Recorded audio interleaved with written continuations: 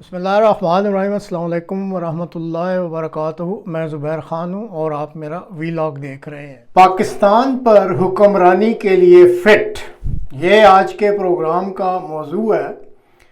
ناظرین، اس پروگرام میں پہلے آپ پاکستان کے نامور تجزیہ نگار ڈاکٹر معید پیرزادہ صاحب کے ایک حالیہ پروگرام کا ایک کلپ ملاحظہ کریں گے اور پھر میں اس پر اپنا تبصرہ بھی دوں گا۔ امریکہ کے ایک بہت پرانے رائٹر، 20ویں صدی کے شروع میں بہت مشہور جرنلسٹ، رائٹر، آتھر، جن کو بعد میں اکثر لوگ فلاسفر کہتے ہیں، وہ گزرے ہیں، جن کا نام والٹر لپمن تھا۔ والٹر لپمن کی ایک بہت مشہور کوٹیشن ہے، ان کی ایک سیئنگ ہے، جس میں انہوں نے یہ کہا تھا کہ where everyone thinks alike no one thinks very much, where everyone thinks alike no one thinks very much, یعنی جہاں سب لوگ ایک ہی طرح سے سوچتے ہیں وہاں کوئی زیادہ نہیں سوچ رہا ہوتا۔ میں جب روز پاکستان کے ذرائع ابلاغ کو دیکھتا ہوں،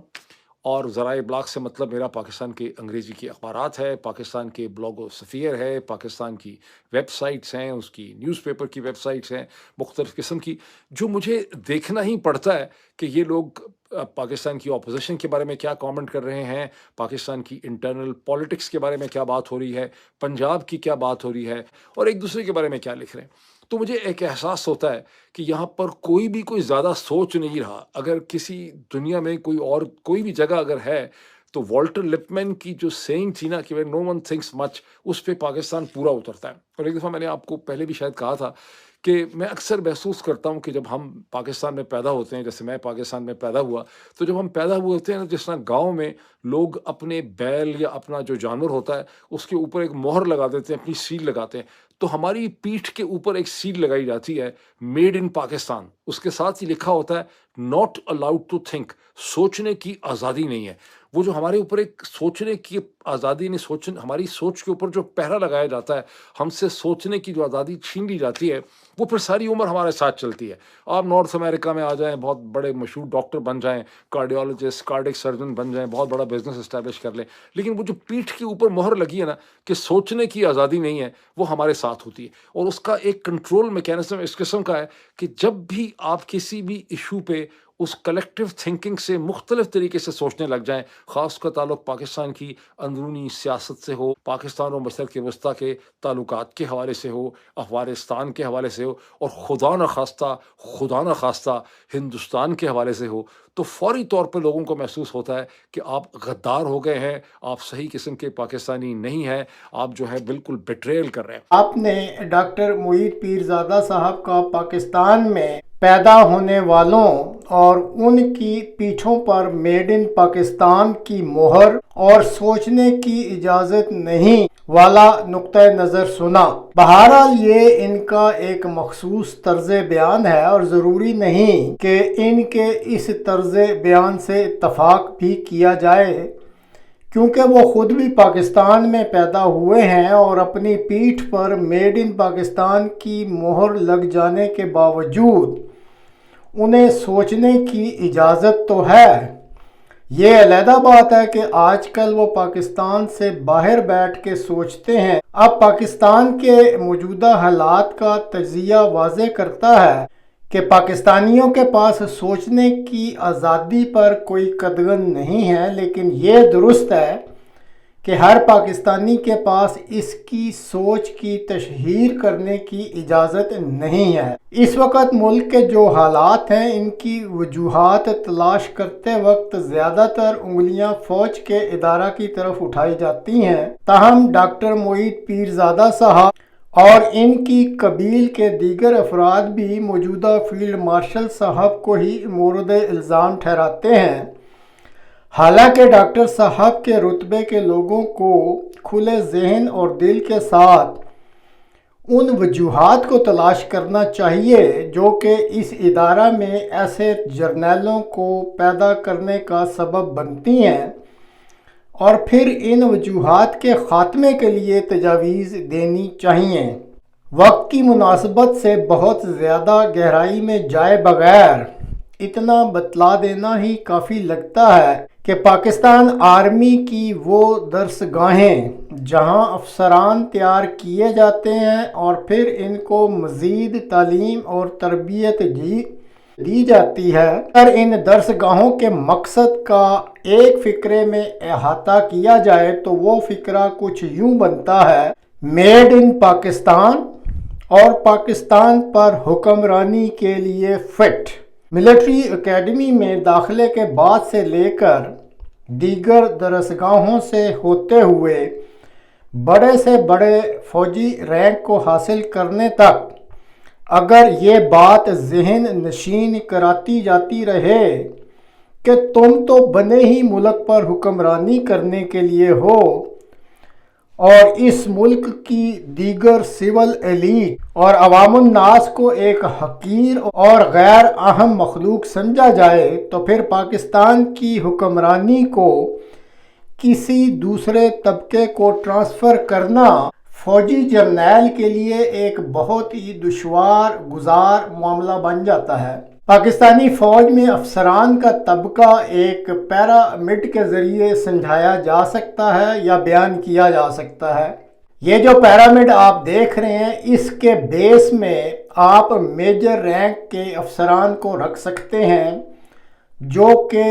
پاکستانی فوج کا 85% حصہ بنتے ہیں، اور یہ پھر اسی رینک تک ہی جاتے ہیں یا پہنچ پاتے ہیں۔ پیرامڈ کے اوپر والے سرے پر ہزاروں افسران میں سے 40-50 ہی پہنچ پاتے ہیں، اور پھر ان 40-50 جرنیلوں میں سے 10-15 کے قریب ہی ایسے ہوتے ہیں جو پاکستان جیسے ملک کی قسمت کا فیصلہ کرتے ہیں۔ اب 35 سے 40 سال کی ملازمت کے دوران جس افسر نے روزانہ فٹ ٹو رول پاکستان یعنی پاکستان پر حکمرانی کے لیے فٹ کے خواب دیکھے ہوں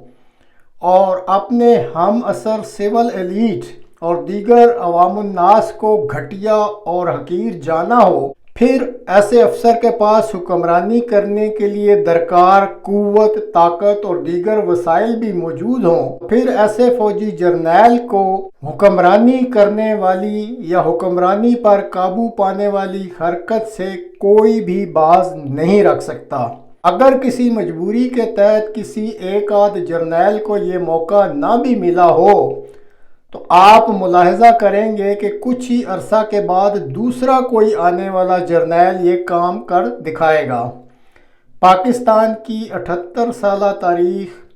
اسی چیز کی گواہی دے رہی ہے۔ اب اس مختصر سی تمہید کے بعد ڈاکٹر معید پیرزادہ صاحب کو جس امر کی طرف توجہ مبذول کروانی چاہیے وہ صرف اتنی ہے کہ ڈاکٹر صاحب اگر آپ محنت کر ہی رہے ہیں تو بجائے شخصیات کو نشانہ بنانے کے اس ایشو کو بنیاد بنائیں جو ایسے جرنیل پیدا کرنے کا سبب بن رہے ہیں۔ پاکستان آرمی کے افسران کی اکیڈمی میں داخلے کے بعد اور پھر مزید درسگاہوں میں تعلیم و تربیت کے حصول میں جو اس وقت نصاب یا جو طریقہ کار رائج ہے اس میں بہت بڑی تبدیلیوں کی ضرورت ہے، اور اگر اس کے لیے ڈاکٹر صاحب اور ان کے قبیل کے تھنک ٹینک توجہ دینا شروع کر دیں، اور جس کی اس وقت شدید ضرورت بھی ہے، اور کچھ ایسا لائے عمل دینے میں کامیاب ہو جائیں جس سے ملٹری افسران کی عزت نفس کو بھی ٹھیس نہ پہنچے اور افسران کا جو مائنڈ سیٹ ہے وہ بھی حکمرانی کی بجائے قوم کی بہتری اور خدمت کی طرف مائل ہو جائے۔ پروگرام کے اختتام پر اب احمدیہ مسلم جماعت کے چوتھے خلیفہ حضرت مرزا طاہر احمد رحمہ اللہ تعالی، انہوں نے بھی ایک مرتبہ اس موضوع پر بات کی تھی، تو اب آپ ان کی نصائح بھی سن لیں جو کہ فوجی افسران کے لیے ایک واضح لائے عمل کی طرف بھی اشارہ کرتی ہیں۔ دانشوروں اور سیاستدانوں اور صاحب اقتدار لوگوں کو مشورہ دینا چاہتا ہوں، ان پر صورتحال واضح کر کے جہاں تک ممکن ہے ان کی بھلائی ان پر ظاہر کریں اور ان کی بدی کو بھی ان پر ظاہر کر دیں تاکہ وہ آنکھیں کھول کر اقدام کرنے کے اہل ہو سکیں۔ میں بہت ہی ایک عاجز انسان ہوں، بڑی عاجزی کے ساتھ ان کے سامنے یہ مضمون کھول رہا ہوں، اور اس میں سوائے قوم اور وطن کی بھلائی کے میرا اور کوئی مقصد نہیں ہے۔ قوموں کے معاملات میں رات اور دن اس طرح آگے پیچھے نہیں آیا کرتے جس طرح قانون قدرت میں ہمیں آگے یا پیچھے آتے ہوئے دکھائی دیتے ہیں۔ قانون قدرت میں رات اور دن اس لیے باقاعدگی سے آتے ہیں کہ خدا کی تقدیر باقاعدہ ہے اور خدا کی سنت میں کوئی تبدیلی واقعہ نہیں ہوتی، اس کا انتظام کامل ہے، اس میں کوئی رکھنا نہیں۔ لیکن قوموں کے رات اور دن ان کے اپنے اعمال سے وابستہ ہوا کرتے ہیں، ان کی بے قاعدگیاں ان دنوں اور راتوں کے تسلسل کو بے قاعدہ کر دیا کرتی ہیں، ان کی بے ضابطگیاں ان راتوں اور دنوں کے معاملات میں بے ضابطگیاں پیدا کر دیا کرتی ہیں۔ اس لیے ضروری نہیں ہوا کرتا کہ رات کے بعد ضرور دن چڑھے، بعض اوقات رات کے بعد اگر دن چڑھتا بھی ہے تو رات سے زیادہ بدتر دن چڑھتا ہے۔ اور قوم کے سربراہوں کو خوب اچھی طرح اس صورتحال کا تجزیہ کرنا چاہیے اور پھونک پھونک کر اس میدان میں قدم رکھنا چاہیے۔ جب تک ہم اس بات کا تجزیہ نہ کریں کہ ہم سے اس سے پہلے کیا ہوتا رہا ہے، اس وقت تک ہم آئندہ لاہ عمل طے کرنے کے اہل نہیں بن سکتے۔ سوال یہ ہے کہ یہ جو اندرونی غلامی ہے ہمیں جو نصیب ہوئی ایک لمبے عرصے تک، کیا اندرونی محرکات کے نتیجے میں ہوئی یا کچھ بیرونی محرکات بھی ہیں؟ کون سی زنجیریں ہیں جو ہمیں پہنائی گئی ہیں؟ پہلی بات خوب اچھی طرح ذہن نشین کر لینی چاہیے کہ جب تک بیرونی غلامی کی زنجیروں کو ہم نہیں توڑتے ہم نہیں آزاد ہو سکتے۔ اور بیرونی غلامی کی زنجیروں میں امریکہ کی غلامی کی زنجیریں ہیں اس وقت، جنہوں نے قوم کو ہر طرف سے باندھ رکھا ہے، اور یہ وہ زنجیریں ہیں جنہوں نے ہماری فوج کو بھی جکڑا ہوا ہے۔ اور جب فوج مسلط کی جاتی ہے تو کٹ پتلی کی طرح مسلط کی جاتی ہے، وہ خود بندھی ہوئی ہے۔ اور جہاں تک پاکستان کے عوام کا تعلق ہے اس پر دوہری زنجیروں کا بوجھ پڑ جاتا ہے،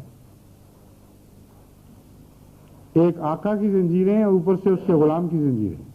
امر واقعہ یہ ہے کہ غلام ملکوں کو ان کی اپنی فوجوں کے ذریعے مزید غلام بنایا جاتا ہے، ایک ہاتھ سے آزادی دی جاتی ہے، دوسری ہاتھ سے وہ آزادی چھین لی جاتی ہے اور ان کی اپنی فوجوں کو ان پر مسلط کر دیا جاتا ہے۔ ایک ایسی بھیانک شکل ہے جس شکل کو خوب کھول کر پاکستانی عوام اور ان کے رہنماؤں کو اپنی فوج کے سامنے رکھنا چاہیے۔ ہوتا یہ ہے کہ کوئی بیرونی طاقت کسی ملک کے دفاع پر قابض ہو جاتی ہے اس کی مدد کے بہانے، اور جب دفاع پر غیر قومیں قابض ہو جائیں تو خطرے کی جو بھی گھنٹی بجتی ہے اس کی آواز ان کانوں میں پڑتی ہے جو بظاہر حفاظت کے لیے مقرر کیے گئے ہیں، لیکن دراصل وہ خود قوم کے لٹیرے بن چکے ہوئے ہوتے ہیں۔ جنہوں نے بچانا تھا وہ اگر قابض ہو چکے ہوں تو بچائے گا کون؟ اس لیے فوجوں کی غلامی جو غریب ملکوں پر مسلط کی جاتی ہے اس سے بچنے کی بظاہر کوئی صورت نظر نہیں آتی۔ آپ گھر میں چوکیدار رکھیں کہ آپ کی حفاظت کریں گے، اور چوکیدار مالک بن جائیں اور آپ کو اپنا غلام بنا لیں اور آپ کو اپنی پرورش کرنے پر لگا دیں، آپ کے اموال کے مالک بن بیٹھیں، آپ کی محنت کا بہترین پھل کھانے لگیں آپ کی آنکھوں کے سامنے، اور اتنے طاقتور ہو جائیں وہ آپ کا خون چوس چوس کے کہ آپ کے تصور میں بھی نہ یہ بات آ سکے کہ ان کا مقابلہ کر سکیں۔ امریکہ کے ایک پروگرام میں نے سنا امریکی ایک بڑے لیڈر کو یہ کہتے ہوئے کہ نہیں، بڑا امکان اس بات کا موجود ہے کہ پاکستان میں سے کوئی جرنیل اٹھے مرد اور وہ صورتحال کو قابو میں لے آئے۔ مجھے یوں لگا جیسے میری آزادی ضمیر کے منہ پر کسی نے تماچا مارا ہے، میرے وطن کی محبت کے منہ پر کسی نے تماچا مارا ہے۔ آزاد ملک اس نسخے کو استعمال نہیں کرتے، یہ بات ہمارا سیاستدان نہیں سمجھتا اور اس بات کو ان کے منہ پر نہیں مارتا۔ نتیجتاً ایک سیاست میں آزادی کا بحران پیدا ہو جاتا ہے۔ سیاستدان، ان غریب ملکوں کا سیاستدان یہ سمجھنے لگتا ہے کہ جب تک ان طاقتور ملکوں کو ہم خوش نہیں کریں گے اس وقت تک یہ طاقت فوج سے ہماری طرف منتقل کرنے پر آمادہ نہیں ہوں گے۔ یہ سب سمجھتے ہیں اچھی طرح کہ فوج بھی ان کی غلام ہے اور ہم بھی ان کے دستے نگر ہیں، ان کے رحم و کرم پر ہیں۔ یہ سمجھنے کے بعد پہلے اپنی شکست تسلیم کرتے ہیں، اور پھر بڑی بڑی سیاسی پارٹیوں کے لیڈر اندر اندر خفیہ مذاکرات ان طاقتوں سے کرتے ہیں جو ہماری آزادی کو چھیننے والی ہیں۔ تو جب زندگی کے سفر کا پہلا قدم یہ ہے کہ دو آقاؤں کی بالادستی کو تسلیم کیے بغیر آپ آگے نہیں بڑھ سکتے، اور پہلے قدم میں آپ نے تسلیم کر لیا، تو قوم کی آزادی کی باتیں کرنے کا آپ کو کیا حقت ہے؟ کس طرح آپ قوم کو یہ وعدے دے سکتے ہیں کہ ہم آئیں گے تو ہم تمہیں ہر قسم کے مصائب سے، ہر قسم کے دکھوں سے آزاد کر دیں گے؟ ایک غلام لیڈر کی جانے سے کیسے کام بنے گا اگر بعد میں دوسرا غلام لیڈر آگے آ جائے؟ اور اس کے جانے سے کیا ہوگا اگر اس کے بعد تیسرا غلام لیڈر آگے آ جائے؟ اس لیے صورتحال کو خوب اچھی طرح کھولنا چاہیے۔ تجزیہ بذات خود ایک علاج ہوا کرتا ہے، اگر صحیح تجزیہ ہو جائے تو بعض دفعہ معمولی سی کوشش سے بیماری دور ہو جاتی ہے۔ اس لیے میں قوم کے سیاستدانوں کو نصیحت کرتا ہوں کہ صورتحال کو سمجھیں اور اس کا صحیح علاج تجویز کریں۔ عالمی سیاست پر مائٹ از رائٹ کا قانون ہے، طاقت کا قانون جاری ہے، کوئی رحم و کرم کا قانون یہاں نہیں چلتا۔ اس حقیقت کو سمجھ کر آپ کو اپنے لیے آئندہ راہیں معین کرنی ہوں گی۔ فوج کی رائے عامہ کو بیدار کرنے کی ضرورت ہے، کھلے کھلے بیانات کے ذریعے، اخبارات کے ذریعے یہ بتانے کی ضرورت ہے کہ ہماری فوج کی اکثریت وفادار ہے، ہماری فوج کی اکثریت آج بھی ہر قسم کی قربانی دینے کے لیے تیار ہے۔ جب بھی ملک کے مفاد میں تقاضا ہوگا یہ کسی قربانی سے ذریعہ نہیں کریں گے۔ علاج یہ ہے کہ فوج کو بتائیں کہ تم بڑا ظلم کرنے والے ہو، تمہیں پتہ ہی نہیں کہ عالمی سیاست میں ہو کیا رہا ہے، تم غیر قوموں کے اعلی کار بن گئے ہو، تمہیں یہ پتہ نہیں کہ تم کس لیے کیا کر رہے ہو، تمہاری ڈائریکشن نہیں رہی، کوئی تمہارا رخ معین نہیں ہے، اور آنکھیں بند کر کے ایک بیرونی طاقتوں کے اعلی کار بنتے ہوئے اپنے وطن کے اوپر تم مسلط ہو گئے۔ شرم نہیں آتی تمہیں؟ کوئی حیا باقی نہیں رہی کہ جس فوج کو غیر قوموں کے تسلط سے بچانے کے لیے قائم کیا گیا تھا، اور ساری قوم اپنا خون پلاتی ہے تمہیں اس وجہ سے کہ تم ہمیں غیروں کے تسلط سے محفوظ رکھو، اس پر تم خود مسلط ہو گئے ہو۔ فوج کا ضمیر آج بھی زندہ ہے، اس کو جھجھوڑیں تو صحیح۔ فوج کی بھاری اکثریت سمجھے گی اس بات کو، اور بغیر خون خرابے کے، بغیر ان کے خلاف نفرت کی تعلیم دیے، ان کے اندر ایک شعور بیدار ہوگا۔ یہ اپنے افسروں کو کہیں گے کہ ہم یہ نہیں ہونے دیں گے۔ یہ آواز اگر باہر سے اٹھے گی تو فوج میں مدافعت پیدا کرے گی، اگر فوج کے اندر سے اٹھنی شروع ہوئی تو یہ آواز